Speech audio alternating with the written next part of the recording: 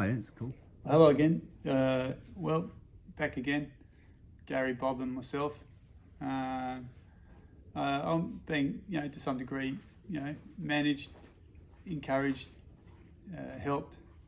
Very grateful for that. To do these videos. So I just get on with it. The points I've made today, just quickly, were only 3. They're a bit longer though. So maybe they're 3, and really they might be longer than the initial 7 that I began with.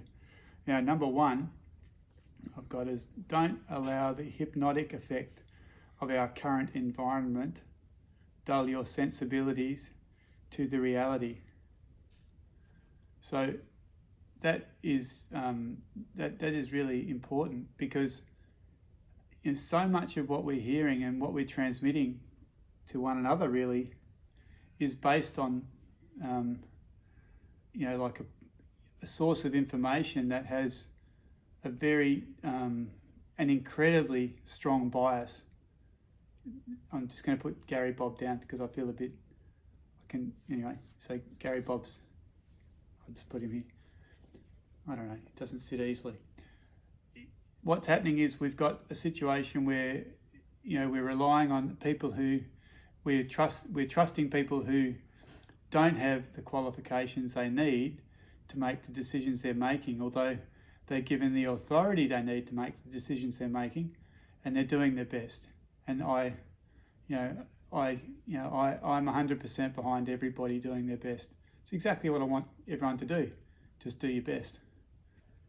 But the media, I suppose primarily with the media, it's the journalist, perhaps are dropping the ball to some degree, because they're not counterpointing effectively.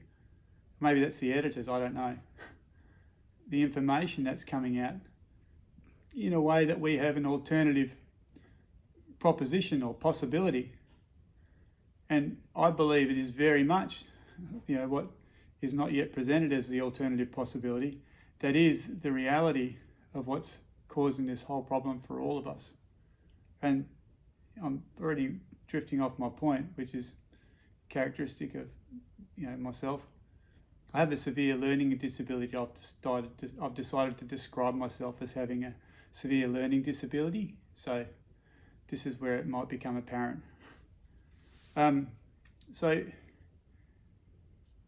example, I've been, I've considered some of the things which I've seen in the media, and one thing which I suppose, caused me concern today was listening to some of the Sky News information, and and whilst I regard it as important journalism to some degree, I wonder whether it's helpful in the sense of whether this seemed to me to be promoting like a blame game, or it's almost like it is actually literally, it's a conspiracy theory of sorts that is saying, look, this is the way China's behaved, and this is the way they will behave. And it may well be the way they're behaving. I don't know.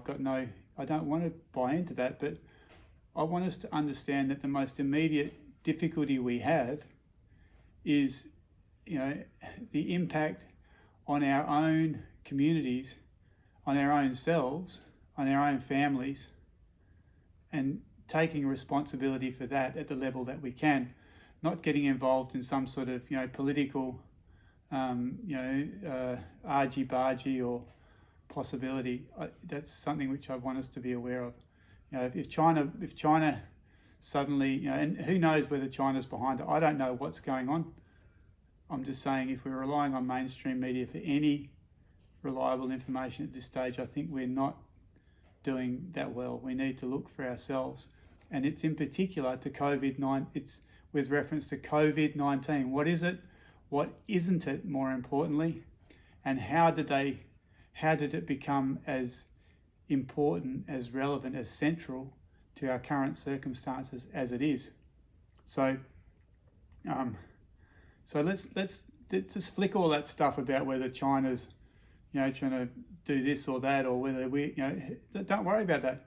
Worry about yourself, your neighbour, your family, your community, because that's what we can do something within the context of that it begins by talking about the truth. I've just now spent, probably 10 minutes at least, 15 minutes perhaps, speaking with another neighbour who, is a really, an intelligent, they're an engineer. I live in an area which is quite affluent, and the people are, usually people who make reasonable incomes, and they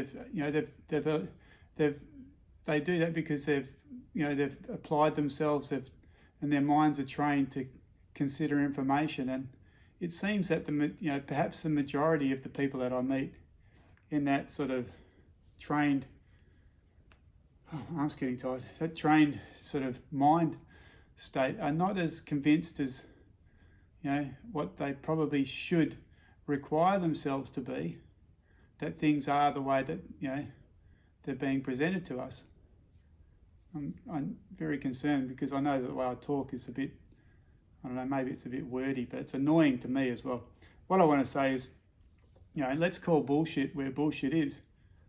And I think we need to call bullshit on what's going on at the moment with Covid-19. And, I was just explaining to this particular person, let's not blame the virologist. Let's not blame the scientists who drive for the discovery of agents of disease based on a whole set of debased and debunked myths about what causes disease, where they're not willing to attribute the causation of disease to simple or more complicated environmental factors, but they're determined to attribute it to something which they've discovered and only they could discover because only they have the correct scientific approach. Well, that's debunked long ago, but nobody paid enough attention to the point where they just shut it down. They should have shut it down as a science long ago. I'm becoming a little bit more extreme than I anticipated in saying these things as forcefully as I am, but very concerned. I spoke to my mum a little bit earlier, and when I rang up and the phone rang her and interrupted her day, she said she got a real fright and a real scare, and she's saying she's relaxed and calm. Well, they're not. People aren't relaxed and calm. At the same time, this neighbour of mine who I don't know overly well, but I regard as being looking at the diligent way they parent their children and try and integrate with the community. I believe they're really they want the best, and their two boys were zipping around, and I'm like, well, how can we reconcile this situation in a way that we make sense as adults to our children? I've listened to Dr. Norman Swan again today, trying to back listen on some of those ABC podcasts. My mind just boggles at how people can be so prepared or so accepting of such inadequate answers. I wish I could quote, but I could if I needed to. If I was speaking with Dr. Norman Swan, then I could speak with him directly and ask him about things that he said. But I don't want to bang on. But so anyway, I'm going on to point number 2 because otherwise we'll take too long. So number 2, my point was be grateful to be of service to others by counterpointing the mainstream mythology through asking questions and discerning fear in contrast to intuition and courage. Speak up. Don't be afraid when you're talking with anybody at all about this matter. Most people are scratching their heads going, what the hell, the world's gone mad. It has gone mad to the degree that it's not responding, or and let's get the other thing straight. It's not the whole bloody world either. It's just the people who have enough money and enough connectivity to be adversely impacted by this particular situation. Life goes on, man. The world's that's my next point, I think. But so be grateful. It's great to have had a holiday. It's great to have had a bit of time where you can pull back and go, what really matters to me, and how do I behave? How do I perform, so to speak, when something really important like this is going down? And you can critique yourself, and you can, you can improve. We can improve our performance, not for the sake of some future outbreak of pandemic, but for the sake of everyday interactions with the people who are immediate to us, who rely on us, our parents, our families, our children, our brothers and sisters, our neighbours. We can improve our performance in relation to them. So that's,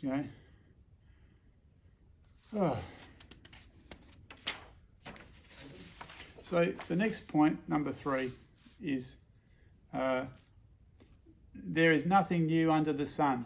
Now that's a matter of fact, okay? It's been proven over and over again. You can't argue with it. There's nothing new under the sun. Coronavirus is not something that's new. It's not some sort of, new mutation or new, evolution of some sort of, biologically, if you look at molecular biology, it's not something new. It's just something that the technology has enabled them to observe more closely. You're not seeing something new. This has been there forever. It's going on, and we don't even know whether the source of, the RNA sequence, which is, believed to be causative of pneumonia, which in most cases it seems it's present but not causative of anything at all. It's asymptomatic. The technologies are becoming more and more impressive, and that's unfortunately the case, the real case. It's impressive. Well, don't let them press in on you, man. It's not that new. It's our bodies have been functioning in this way, forever, and we've been fighting off illnesses and fighting off environmental toxins and fighting off, trouble from within, forever, and we just need to relax about that. So there's nothing new under the sun. Viruses, I think, are a real problem, and we need to maybe, if the best outcome, well, I think the best outcome from the whole situation can be, let's review, and I believe necessarily delete all virus research. Let's just smash it down as a theory, because it's only a theory and it doesn't serve us, because it obviously, when it has the effect it's having, you're going to have more, the unintended consequences, which I think I mentioned in point 1, they're going to be overwhelmingly more problematic than any attack of the flu or pneumonia, be it lethal, mortal if you're an older person. That is going to be the case. We're all going down with something. Let's not get too overly concerned about that. The statistics show, and today I looked on, I looked at another thing, which is, the European mortality. They've got some special things set up. They can monitor mortality really quickly. There's no spike. Well, why is there no spike? They're saying, they're explaining it away in reference to Covid-19. They're saying it'll take a bit of a while for the data to catch up. Well, when there is if and when there is some spike in mortality in countries across the whole EU, including Italy, is the mortality caused by the detrimental, if you understand, when they apply these medications, which they're saying are antiviral, the level that they have to operate on, which is genetic, is absolutely destructive of normal cellular function within a human body, which means you're basically destroying your body and its ability to respond to problems. And then they're saying, well, it's collateral damage, and we just have to accept that it's a side effect. But at the same time, they've got no proper way of understanding whether, in the absence of them, smashing down the body's normal immunofunction with some sort of medication they consider to be helpful, whether that's advantageous or not. But you can bet your bottom bloody dollar, because that's what it comes down to, dollars a lot of the time, because people depend on this to pay their mortgages or otherwise. It's going to appear to them, confirmation bias, they're onto something that's worthwhile. They're not. It's a bogus, it's a bogus proposition, a bogus theory. When the hell are people going to, understand that, not everything that scientists do is done very well scientifically, and virology most especially in this case. So anyway, so what was the point? So there's nothing new under the sun. We are all able to resist the fear and panic the poor leaders are unwittingly or consciously driving. Now, when I say the poor leaders, I mean that in both senses of the words. I mean, I really feel for them because they've been given such an enormous responsibility because of our, the way we think, we can farm out or buy other people's, like lives from them to, make responsible decisions for us. And, we think that's of enormous, importance. But pay attention, man. The only person that can help you is you. The only person who can love your children and love your spouse and love your parents and love your neighbours is you. It's not your politician. It's not your doctor. It's you, for God's sake. So pay attention and don't put all this pressure on people who step up and try and do their best because they have some sort of social conscience. Be aware. It's not fair. What if you were in that position? Geez, that's horrible. And so that's why I'm saying they're poor. But perhaps to maybe another way of thinking of it, they're poor leaders in as much as they're not able to lead us because they're not able in the din, the smashingly noisy, overwhelming din that's thrown up by this. They can't actually do anything other than focus on all the information that's thrown at them by their advisors, by people that they have to regard carefully, and it's overwhelming. So it's gotten out of control for them. Poor blokes, poor women, poor everybody. Bloody hell. So pay attention. It's not right. And then push back for the sake of our children and the whole world. In brackets I've put, which incidentally is still hurtling through space and spinning on its axis. You should go back and listen to that Monty Python song, about, I'm not a good rememberer of things, but I think that's gold, man. Like, the world's still turning. The people who don't even know about this, well, it's not very many, unfortunately, or, there's probably more than I can, imagine, but the world's just going on, man. You just got to keep doing your best. And what I'm saying is, do your best. Don't let this shit bother you. And I don't mean to swear like that, but that's, I really do care about people not being misled and driven on. And people describe themselves. People are self-describing themselves. We are all sheeple, they keep saying to me. What the hell does that mean? Does that mean it's acceptable somehow to be a sheeple? It's not. It's like, grow up, become responsible, be you, make the world a better place. I've just got this quote that I want to read, and you can read this if you look at, because I think in that last video I did, which I don't even look at my own videos when I've done them, but the last video I posted, and it's kind of random to some degree, but I'm just posting, I'm trying to post some, links, trying to create some links. So in that link, there's a couple of links. You should look at them because they're people who know what they're doing.